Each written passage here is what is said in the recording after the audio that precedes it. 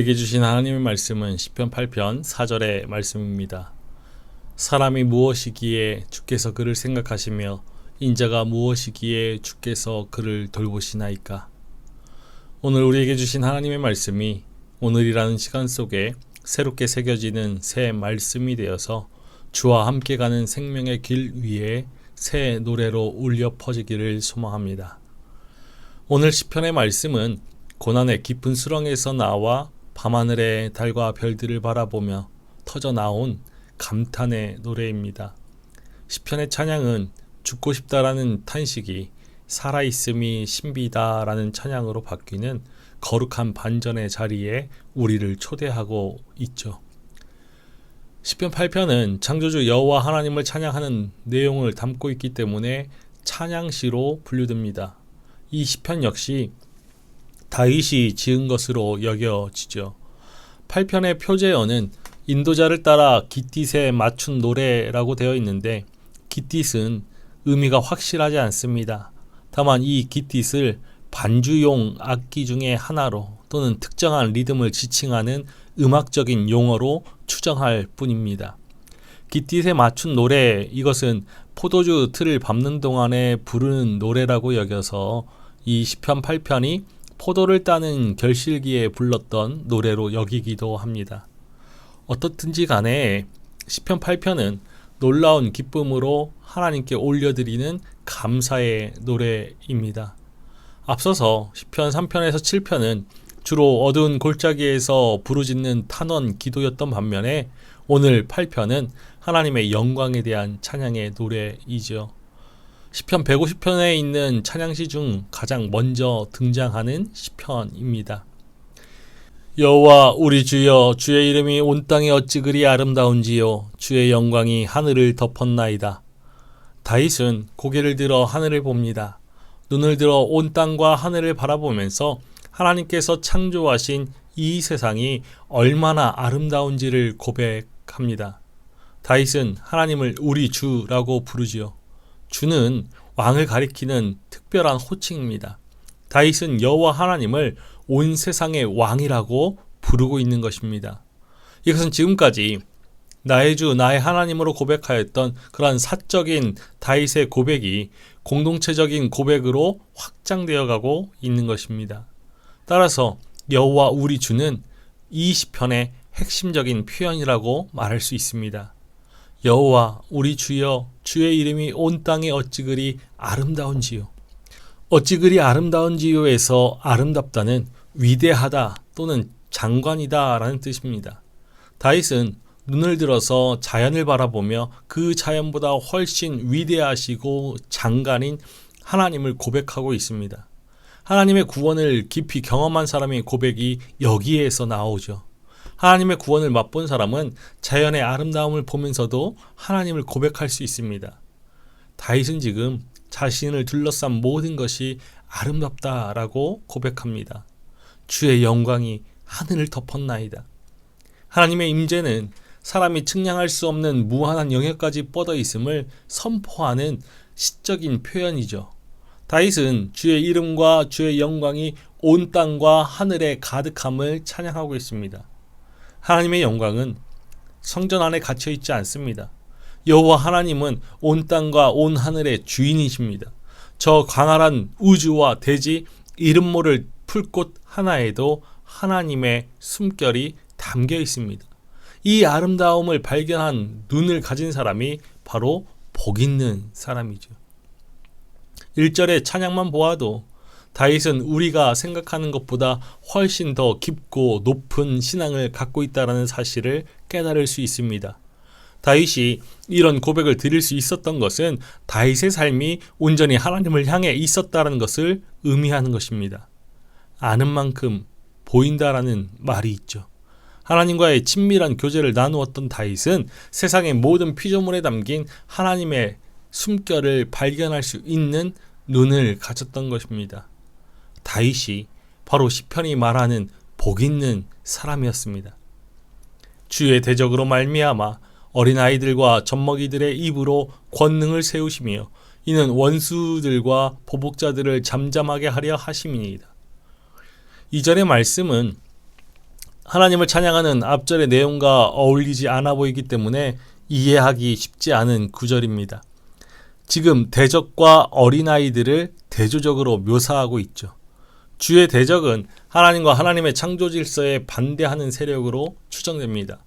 하나님께서 이들과 맞서기 위해 거대한 제국이나 힘있는 군대를 사용하지 않으십니다.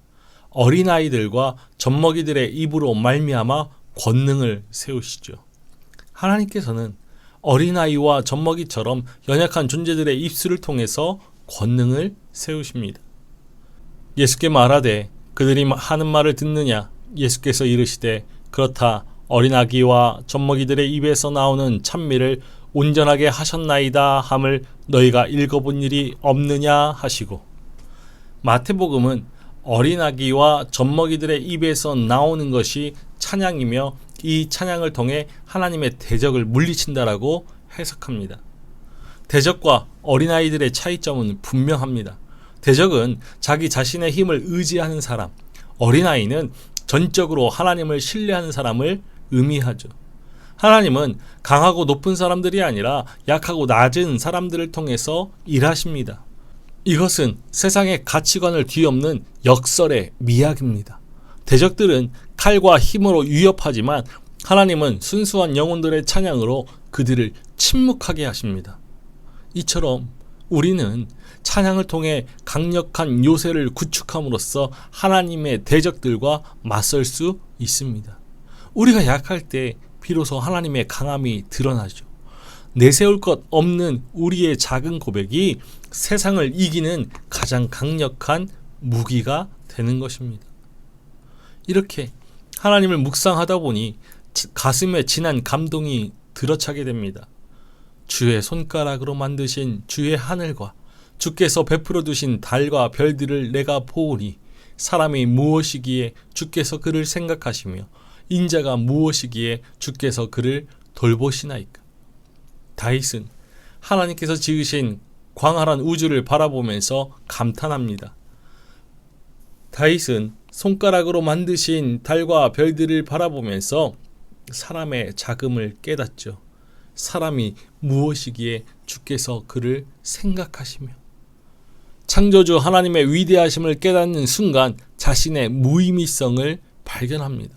무한한 우주 앞에서 사람은 한 점 먼지에 불과합니다. 우주의 창조자이신 하나님 앞에서 사람이란 아주 보잘것없는 존재일 뿐이죠. 사람으로 번역된 히브리어 에노스는 나약하고 덧없으며 죽을 수밖에 없는 허약한 인간을 가리킵니다. 또한 인자로 번역된 히브리어 벤 아담은 어원상 땅의 자식으로서 흙으로 빚어져서 결국 흙으로 돌아가야 하는 허무한 인간을 말하죠. 사람을 뜻하는 히브리어 아담은 땅을 뜻하는 히브리어 아다마와 어근이 같습니다. 이것을 보면은 아담은 땅의 자식이라는 의미로서 벤 아담은 곧 땅 자식의 자식이라는 뜻입니다.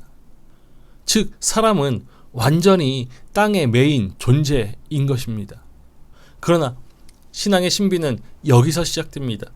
다윗은 그토록 높고 귀하고 강하신 분이 그토록 하찮은 자신을 생각해 주시고 돌보아 주신다라는 사실에 감격합니다. 하나님과 사람의 크기는 비교 자체가 불가능한 것이죠. 그런데 하나님은 무의미한 사람을 늘 생각하시며 항상 돌보시는 하나님이십니다.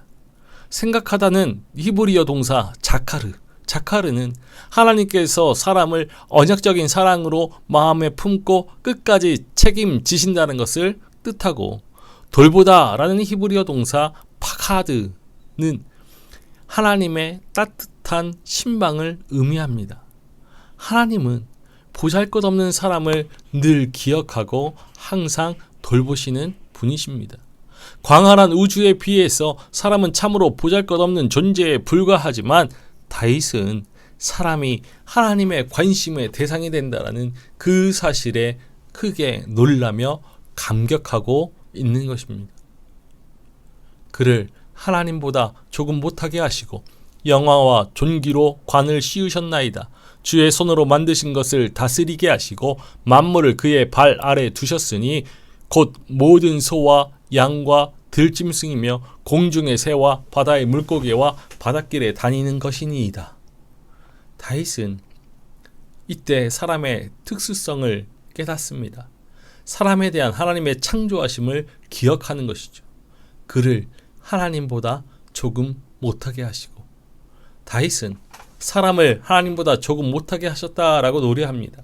사람의 가치를 극대화한 표현이죠. 여기서 조금 못하게 라는 이 표현은 사람을 신격화하는 것이 아니라 하나님께서 사람에게 부여하신 대리 통치자로서의 권위를 말하는 것입니다. 만물을 다스리는 권한을 주신 것이죠. 하나님은 사람을 만물 위에 하나님 아래 두셨습니다. 하나님보다 조금 못하게 라는 이 말씀은 개역 한글 성경에서처럼 천사보다 조금 못하게 라고 번역할 수도 있습니다. 그러나 어떻게 번역하든 하나님은 사람을 피조물 중 가장 높은 자리에 앉게 하셨다라는 뜻이죠. 창조주 하나님께서 사람을 하나님보다 조금 부족하게 만드시고 영화와 존귀로 간을 씌워주셨습니다. 사람에게 주어진 영화와 존귀는 본래 주 왕에게 속한 것입니다.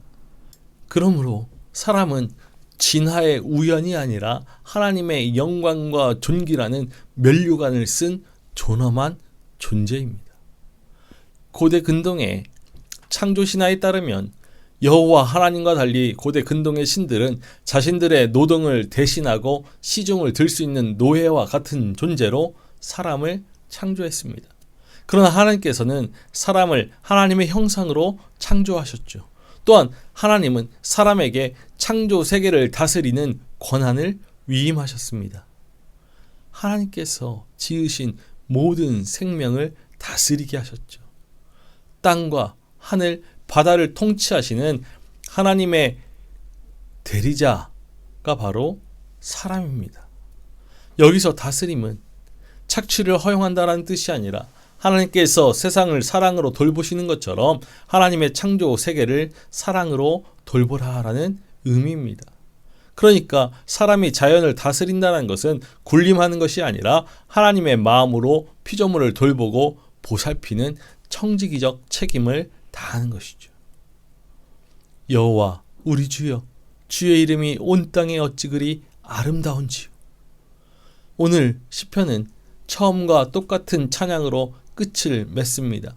모든 묵상 끝에 다윗은 처음에 드렸던 찬양의 기도를 반복하고 있죠. 여호와 우리 주여, 주의 이름이 온 땅에 어찌 그리 아름다운지요. 시작과 끝이 동일한 찬양의 어구이지만 의미 없이 단순히 반복되는 것 아닙니다. 시편의 처음과 끝이 같은 이유는 사람의 존재 목적이 결국에는 하나님의 영광을 비추는 거울이기 때문입니다. 다윗은 이러한 형식을 통해서 주님을 찬양하는 것이 인생의 시작이자 마지막임을 알려주고 있습니다. 즉, 주님을 찬양하는 것이 인생의 시작이고 끝입니다. 지금 다윗은 하나님의 사랑에 감격하고 감사하며 찬양을 드립니다. 하늘을 보아도, 땅을 보아도, 그리고 눈을 돌려서 자신을 보아도 창조주 하나님께 감사드릴 것밖에 없습니다. 나의 작음을 인정할 때, 하나님의 크심이 보이고 하나님의 크심을 발견할 때 나의 참된 존엄이 회복되는 것이죠. 하나님을 하나님답게 아는 순간 우리는 그 앞에 엎드려 찬양과 경배를 드릴 수밖에 없는 것입니다. 다윗이 목동이었을 때 광야에서 양떼를 몰던 모습을 그려봅니다. 양떼를 동굴 안에 몰아넣고서 동굴 입구에 앉아 잠을 청하다가 한밤중에 잠에서 깨어났을 때 그 앞에 펼쳐진 밤하늘을 보았을 것입니다. 어둠이 그윽한 하늘에 반짝이는 별들을 보았을 것이죠. 오늘 시편은 이 같은 상황에 그의 입술에서 흘러나왔을 찬양입니다. 하나님의 영광에 눈뜨는 순간 우리의 입술에서 흘러나올 하나님을 향한 찬양이죠. 또는 다윗이 전쟁터에서 밤을 새야 했던 그러한 모습들을 그려봅니다. 전쟁의 긴장감 속에 잠을 이루지 못해 진영을 거닐 때 잠시 멈추어 밤 하늘을 우러러 보았을 것입니다. 어두운 하늘에서 쏟아질 듯이 빛나고 있는 별들이 그의 시선에 들어오자 잠시 잊었던 하나님의 영광이 떠오르죠. 그때 다윗은 오늘 시편으로 하나님을 찬양하고 고백했을 것입니다. 때로 세상이 우리 자신을 부와 물질, 성공과 명예라는 그러한 가치 기준으로 우리를 저울질하고 평가할 때가 있습니다. 세상 앞에 우리 자신이 너무 작고 초라하게 여겨져서 우리 자신의 존재 가치를 한없이 평가절하할 때가 있죠. 그러나 세상 앞에서 아득히 멀어져 갔던 하나님이 떠오르고 하나님의 위엄과 영광에 눈뜰 때가 있습니다.